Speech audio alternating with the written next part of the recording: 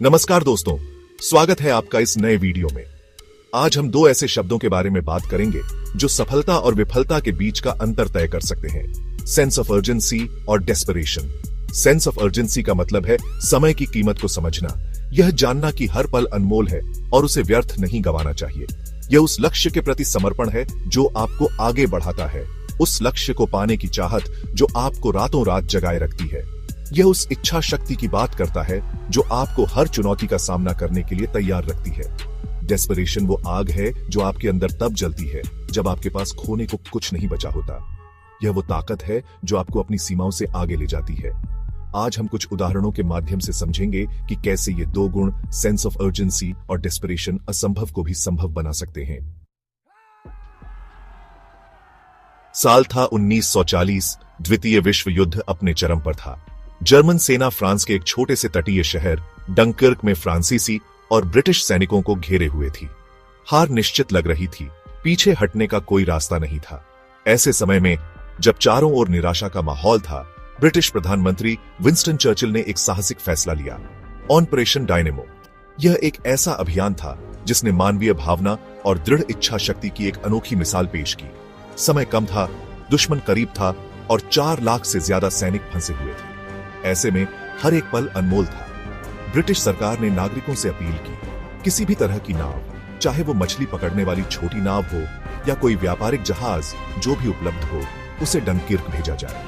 और हुआ भी कुछ ऐसा ही। ब्रिटेन के आम नागरिक अपनी जान की परवाह किए बिना अपनी नावें लेकर निकल पड़े अपने सैनिकों को बचाने। बूढ़े, जवान, अमीर, गरीब सब एक साथ आ गए थे इस मुश्किल घड़ी में। लगभग 800 से भी ज्यादा छोटी बड़ी नावों का बेड़ा, जिसमें मछुआरों की नावें भी शामिल थीं, डंकिर्क पहुंचा। लगातार दुश्मन के हमलों के बीच ये नावें फंसे हुए सैनिकों को सुरक्षित निकालने में जुटी रही। यह दृश्य अविश्वसनीय था। एक तरफ मौत का खतरा तो दूसरी तरफ जीने की उम्मीद। समय के विपरीत हर कोई अपनी जान की बाजी लगाकर एक दूसरे की मदद कर रहा था। यह सेंस ऑफ अर्जेंसी का जीता जागता उदाहरण था।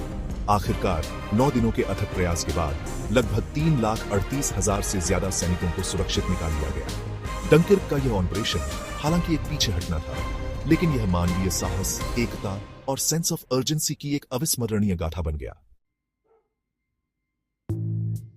दोस्तों, कभी सोचा है कि जब आपातकालीन स्थिति में 100 नंबर मिलाते हैं तो दूसरी तरफ से आवाज कितनी शांत होती है?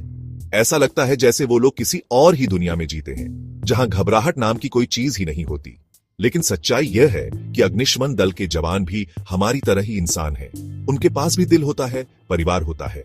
फिर क्या होता है जो उन्हें इतना शांत और धैर्यवान बनाता है? जवाब है सेंस ऑफ अर्जेंसी। जब भी उन्हें किसी घटना की सूचना मिलती है, वे यह नहीं सोचते कि क्या होगा अगर वे समय पर नहीं पहुंचे। वे बस एक ही चीज पर ध्यान केंद्रित करते हैं, जितनी जल्दी हो सके उतनी जल्दी लोगों की मदद करना। कल्पना कीजिए, एक बहुमंजिला इमारत में आग लगी है। अंदर फंसे लोगों की चीखें सुनाई दे रही हैं। ऐसे में एक अग्निशमन दल का जवान अपनी जान की परवाह किए बिना आग की लपटों में घुस जाता है। उसे पता है कि देर होने का मतलब हो सकता है किसी की जान चली जाना। ये सेंस ऑफ अर्जेंसी ही है जो उन्हें हर पल सतर्क रहने, तुरंत फैसला लेने और बिना किसी हिचकिचाहट के कार्रवाई करने की प्रेरणा देता है। हर सेकंड कीमती होता है और ये जांबाज योद्धा यह बात अच्छे से जानते हैं। अगली बार जब आप किसी अग्निशमन दल के जवान को देखें तो उन्हें सलाम जरूर करना, क्योंकि वे सेंस ऑफ अर्जेंसी की जीती जागती मिसाल हैं। चैप्टर 3। 1960 का दशक भारत के लिए एक मुश्किल दौर था। देश को अपनी आजादी के बाद से ही कई चुनौतियों का सामना करना पड़ रहा था और उनमें से एक थी भूखमरी। खाद्यान्न की भारी कमी थी और लोग भूखमरी के कगार पर थे। ऐसे में भारत के तत्कालीन कृषि मंत्री सी सुब्रमण्यम ने एक दूरदर्शी फैसला लिया। उन्होंने देश को भूखमरी के संकट से उबारने के लिए हरित क्रांति की शुरुआत की। यह एक ऐसा समय था जब देश को एक क्रांति की सख्त जरूरत थी।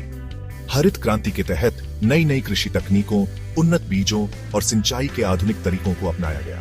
लेकिन सबसे बड़ी चुनौती थी समय की कमी। देश को जल्द से जल्द आत्मनिर्भर बनाना था। किसानों, वैज्ञानिकों और नीति निर्माताओं ने मिलकर दिन रात एक कर दिया। वे जानते थे कि देर करने का मतलब है लाखों लोगों की जान जोखिम में डालना। यह सेंस ऑफ अर्जेंसी ही था जिसने हरित क्रांति को सफल बनाया।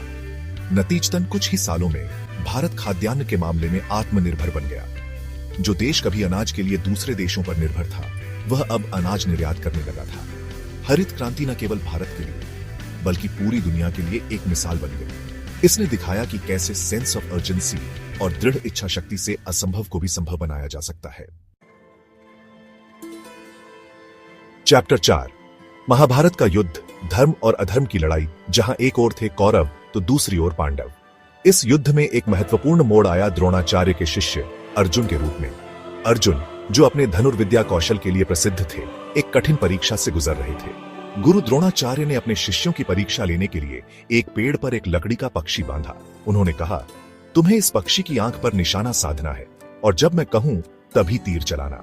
सभी शिष्य अपनी बारी आने पर पक्षी पर निशाना साधने लगे, लेकिन जब गुरु द्रोणाचार्य ने उनसे पूछा, तुम्हें क्या दिखाई दे रहा है, तो किसी ने भी पक्षी की आंख का सही वर्णन नहीं किया। कोई पेड़ तो कोई पत्ते तो कोई आकाश देख रहा था। अंत में बारी आई अर्जुन की। उन्होंने जैसे ही धनुष उठाया, सबकी निगाहें उन पर टिक गई। गुरु द्रोणाचार्य ने पूछा, अर्जुन, तुम्हें क्या दिखाई दे रहा है? अर्जुन ने दृढ़ स्वर में उत्तर दिया, मुझे केवल पक्षी की आंख दिखाई दे रही है। उनका ध्यान पूरी तरह से लक्ष्य पर केंद्रित था। उनके लिए उस समय और कुछ भी मायने नहीं रखता था। यह था डेस्परेशन का एक रूप। अर्जुन के लिए यह परीक्षा नहीं बल्कि खुद को साबित करने का मौका था। उन्होंने अपनी सारी ऊर्जा, अपना पूरा ध्यान केवल लक्ष्य पर केंद्रित कर दिया था। और यही कारण था कि अर्जुन ने सफलता प्राप्त की। उन्होंने गुरु द्रोणाचार्य की अपेक्षाओं पर खरा उतरते हुए पक्षी की आंख पर सटीक निशाना लगाया। अर्जुन की कहानी हमें सिखाती है कि जब हम किसी चीज को पाने के लिए डेस्परेट होते हैं, जब हमारा ध्यान केवल लक्ष्य पर केंद्रित होता है, तो सफलता निश्चित होती है। चैप्टर 5, दोस्तों, आज हम बात करेंगे एक ऐसे शख्स की जिसने दुनिया को बदलने का सपना देखा और उसे पूरा करने के लिए खुद को डेस्परेशन की आग में झोंक दिया।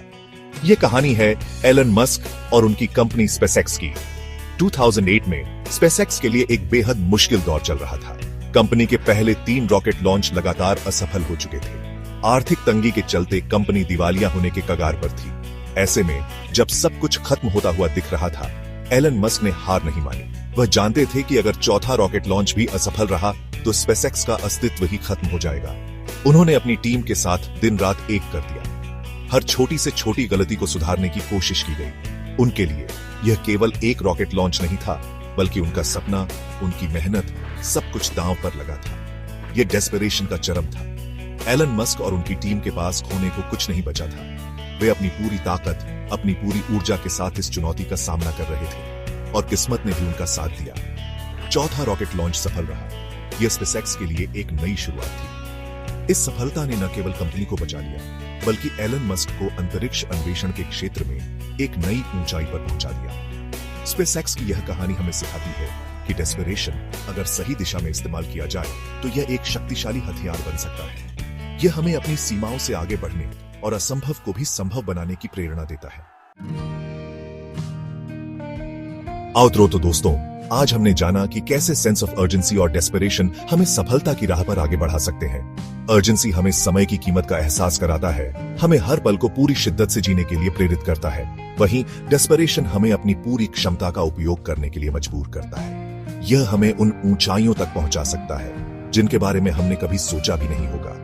याद रखें, जिंदगी छोटी है और सपने बड़े। तो सेंस ऑफ अर्जेंसी और डेस्परेशन को अपनाएं और अपनी पूरी ताकत से अपने सपनों को साकार करने में जुट जाएं।